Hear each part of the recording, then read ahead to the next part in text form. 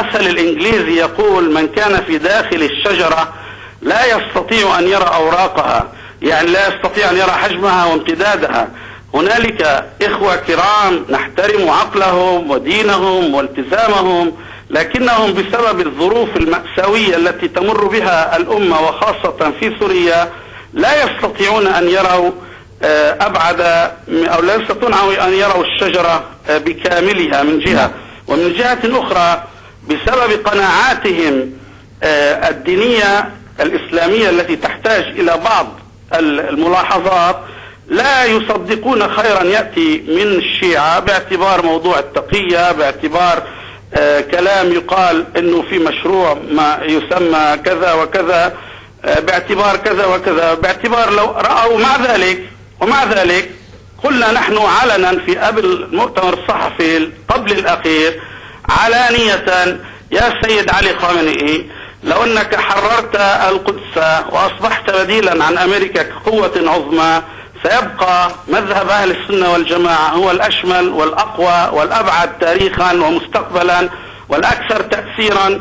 فانتبهوا إلى هذه النقطة ولا تراهنوا على انتصار عسكري لتحويل الشيعة إلى السنة إذا كان هذا السنة إلى الشيعة. شكرا لك فضيلة الشيخ ماهر حمود، الداعية الإسلامي، إمام مسجد القدس في صيدا. شكرا لك على هذه المداخلة. باقتضاب تعليق أخير. أنا أتمنى عليه أن يحفظ الأمثلة الإيرانية أفضل من الإنجليزية، لأن الإيرانيين أقرب إليه من الإنجليزي يعني حسب ما أعتقد. ثانيا أخشى عليه من قوله تعالى: قال ربي لما حشرتني أعمى قد كنت بصيرا، قال كذلك أتتك آياتنا فنسيتها وكذلك اليوم تنسى. قضية الحوار والعقل ويدغدغ شيعنا بالكلمات هذه ما تمر علينا، لم تنطلي. قضية الشتائم امبارح بالامس عمل مؤتمر صحفي خصصه للشيخ احمد الاسير، هو طابور خامس، هو وامثاله طابور خامس، باحترامي له. دع الشيخ الاسير يدافع عن نفسه. طيب لا ما تخلي الشيخ الاسير يدافع عن نفسه. انا والشيخ الاسير والشيخ ديعي والشيخ سالم الرافع كلها في خندق واحد في جوره واحده، يعني ما يعني نحن كجسد الواحد. شو الخندق اللي انتم فيه اليوم؟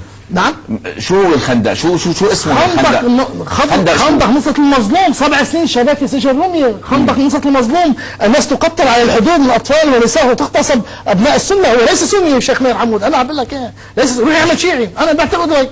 انا ما لحق اعبر عن رايي؟ لا، هذا رايي. ما لحق تصنف، ما لحق تصنف الناس، اعتذر عن هذه النقطه ان كانت لا تناسبك لا تناسب البلد. لا ولا تناسبك شخصيا ان شاء الله. يا أخي نحن نقول أنه نحن نريد أن ننصر المظلوم، نريد أن نقف مع الحق، نريد أن يعم العدل بين جميع الناس. يعني هذا الطلب هل فيه شيء من الشوائب أو من الخطأ؟ طب إذا حكموا الإسلاميين المسجونين في سجن الرومي توقف تحركاتكم واعتصاماتكم؟ تقف تحركاتنا واعتصاماتنا فيما يخصهم هم بقضيتهم، ولكن هناك قضايا أخرى، قضايا حمل السلاح، قضايا استعمال السلاح، يعني هناك قضايا أخرى. دخلتوا بخندق ما له لا يوجد بصيص أمل في هذا الموضوع إلا بنزع السلاح، إلا بوجود دولة قوية. طيب لوين بده يوصل؟ نريد لا أدري أين يصل هذا الأمر. هناك يجب أن يكون في قرار دولي، قرار عربي. لا أدري. جاوبني على سؤالي. السلاح في وجه السلاح هذا هو الحل؟ أخشى أن تصل الأمور إلى هذا الحد، ولا أتمنى أن تصل إلى هذا الحد. أخشى أن تصل الأمور إلى هذا الحد. تخططون له اليوم؟ لا نحن لا نخطط يعني معادلة السلاح في مواجهة نحن لا نخطط. نحن نخطط إلى أمر كثير مهم، وهو أن يكون هناك دولة مركزية، يكون جيش لبناني قوي، يكون حكما بين اللبنانيين ويطبق هذا القانون على اللبنانيين. هذا ما نحتاجه من الجيش اللبناني ومن الدولة اللبنانية ومن رئيس الحكومة ومن الشيخ سعد الحريري ومن رئيس مئاتي ومن رئيس بري ومن الجميع، أن يكون هناك دولة مركزية. أن هناك ولكن هناك نجح حزب الله. من يمولكم؟ نجح حزب الله واتمنى إذار أن يخلط الأوراق بين أهل السنة، وأن يعني يكون هناك تدخل فيما بينهم وهم ينظرون أنتم من يدعمكم اليوم ومن يمولكم؟ نحن لا يوجد لنا هذا التمويل. أنا وجهت رسالة بشكل أو بآخر إلى المملكة العربية السعودية التي تهجم عليها الأخ ماهر حمود إرضاء لإيران وغيره. بغض النظر أنا يا المملكة العربية السعودية يا الملك عبد الله ادعموا أهل السنة كما تدعم إيران الشيعة، حتى يكون هناك توازن ما معين. ولكن السعودية لا تقبل إلا تدعم الدولة اللبنانية. من يدعمكم اليوم؟ لا يوجد دعم بما كما تظن. هناك خضق أموال وشراء سلاح وتنظيم مجموعة. هذا الأمر. هناك دعم ذاتي. هذه القلة من الدعم من يوفرها؟ يعني هناك جمعيات خيرية توفر الدعم الإنساني. هلا دعم اسمه جمعيات خيرية؟ نعم أكيد هذا كذا. هلا التمويل هل وجدت على الأرض من القوة ما يكون؟ أنا مثلا عندي مركز جمعية حتى الآن مثلا، وين هذا الدعم؟ ولكن يقال أن لديكم خلايا نائمة ممكن أن تظهر في أي لحظة. مررنا بظروف حرجة جدا. لو كان هناك خلايا نائمة لظهرت. وأظن وأعتقد أن وزير الدفاع ربما لا يعرف كثير وزير الدفاع، ولكن الأمنيين ومخابرات الجيش وكذا يعلمون كل الأمور. لا يعرف كثير وزير الدفاع، ليست اختصاصه أن يكون بالتحقيقات وبالملفات وكذا. بشكل عام سياسة يعني عامة. نطمئن اللبنانيين أنه ليس هناك من عمل يحضر خلال الأيام.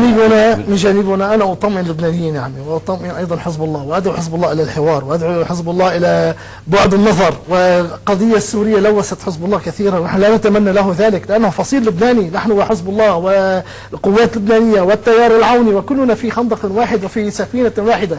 إذا خرقت هذه السفينة سنخرج جميعا. يعني أنتم عم تدافعوا عن وجهة نظركم، هن عم يدافعوا عن وجهة نظرهم. نحن ندافع عن وجهة نظرنا بالكلمة. نحن ندافع عن وجهة نظرنا بالموقف والكلمة. مسلحين ومقاتلين ومجاهدين إلى داخل السوري. صحيح هذا أمل، ولكن نزير بقرب استعمال صواريخ ومدافع لحزب الله وشهداء قتلوا بالواجب الشرعي في دفاع النظام السوري. ولديكم شهداء قتلوا في سوريا. ولكن هذا النزير قرب الذي يقوم به حزب الله وإيران. وكل واحد على نسمع. ما هي بتصير الشغله نسبة يعني. لا نحن ندافع عن المظلوم، بين حزب الله لا يدافع عن المظلوم، يدافع عن مجرم مثل بشار الاسد. هذا الفرق بين هذا وذاك. كيف ما يكون كيف لا نستطيع ان نسوي بين الضحيه يعني والقاتل. بنظر حزب الله أن ما يحصل في سوريا هي مؤامرة دولية لإنهاء النظام السوري اللي هو نظام الممانعة هذا برأي فريق معين. وبرأي فريق معين أن النظام السوري يقتل شعبه ويقتل المدنيين.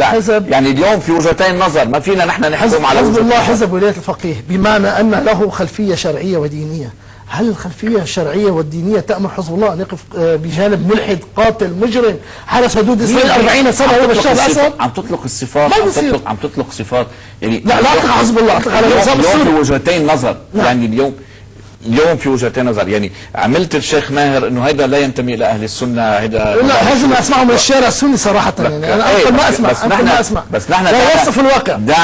دعنا نستعمل العقل، ودعنا نستعمل لغة الحوار، ولا نخون بعضنا البعض. بالعكس انه ندعو الى ان نجلس مع بعضنا البعض من اجل مصلحة هذا البلد. انا دعوت الشيخ ماهر، طبعا اقول له شيخ لانه رجل شيب ورجل كبير في السن. نعم هو شيخ، لانه شيب عفوا. لا انا هو شيخ. نعم ان نجلس الى طلبة العلم والعلماء ويتحاور معهم، ربما يستفيد ويغير كثير من معتقداته ونظراته وفهمه للامور الشرعية، لانه اعتقد ان هناك يعني ربما خلل في تعاطيه للامور الفقهية والشرعية في هذه المسألة وفي كثير من المسائل. وربما هناك امور خطيرة اقترب منها، يعني ربما بعض طلبة العلم حكموا عليه بشيء ما بهذا الأمر. والله أعلم. ما هو التحرك المقبل؟ التحرك المقبل هو أن ندعو الجيش اللبناني أن يكون قوي، أن يؤمن لنا الحماية، أن يؤمن الحماية للجميع وفي كل مناطق لبنان، في عرسال، في كذا إلى آخره، وأن يعامل الجميع على سقف واحد، لا يوجد هناك صيف وشتاء. حصل بعرسال شو؟ جريمة كبرى بحق الطرفين، الجيش اللبناني ولا الأخ الذي قتل رحمه الله. جريمة كبرى لا نرضاها لا للجيش ولا للأخ. وما حصل مع الشيخين عبد الواحد والمرعبي أيضا لا نرضاها. رئيس جمعية اقرأ للتنمية الاجتماعية، شكرا لحضورك، شكرا للمشاركة في هذه الحلقة. طبعا شكر أيضا لفضيلة الشيخ ماهر حمود الداعية الإسلامي وإمام مسجد القدس في صيدا، على أمل أن نصل يوم ونصبح جميعا إن شاء الله. شو نكون كلنا جميعا يد واحدة ووطن أيوة. واحد ونعيش جميعا أيوة. يعني في الوطن يكون الوطن للجميع وليس الضاحية لألي والطرابلس لألو. كلياتنا في وطن واحد في بلد واحد. ما حصل مع الشيخ الأسير مثلا في كفر زبيان مثلا. عمد مثلا هذه من ملكنا كفر زبيان، ملكنا لنا جميعا، فيتفضلوا إلى طرابلس. لا يحق لي أن أقول لهم لا تتفضلوا إلى طرابلس، فالزفت أحد ادفعوا ولا تدفعوا. شكرا لكم. دعونا نرى ما هو التالي. شكرا. يتعلقون بكلابهم إلى حد الهوس وبمزيد من الأسى